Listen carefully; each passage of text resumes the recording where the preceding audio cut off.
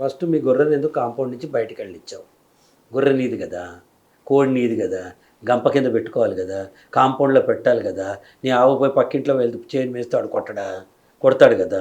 First తల్లిదండ్రులదే సమస్య, వాళ్ళదే problem. మీ పిల్లల మీద కంట్రోల్ 90% తల్లిదండ్రులు. స్కూల్కి పంపిస్తున్నాం కదా, 7,5 రూపాయలు ఫీజు కడుతున్నాం కదా, స్కూల్లో చూసుకోవాల్సింది. నేను బిజీ, ఆవిడ బిజీ, మేము వర్కింగ్ పేరెంట్స్, లేకపోతే వాట్సాప్ పేరెంట్స్ ఉంటాయి కదా, వేళ్ళు అరిగిపోతాయి కదా, నొక్కి నొక్కి తోసి టైమే లేదు. నా ప్రశ్న దగ్గరగా ఉన్నారా మీరు? దగ్గరగా ఉంటున్నారు అంతే. ఒకే గదిలో ఉండి వైఫ్ అండ్ హస్బెండ్, అటు తిరిగి ఆయన రీల్స్, ఇటు తిరిగి ఈవిడ రోల్స్ చూసుకుంటుంది.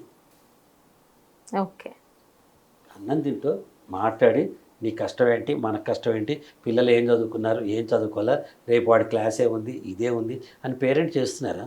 అసలు గుండె మీద చేసుకుని ఎంతమంది వర్కింగ్ పేరెంట్స్ ఇద్దరు కలిసి పేరెంట్ టీచర్ మీటింగ్కి అటెండ్ అవుతున్నారు?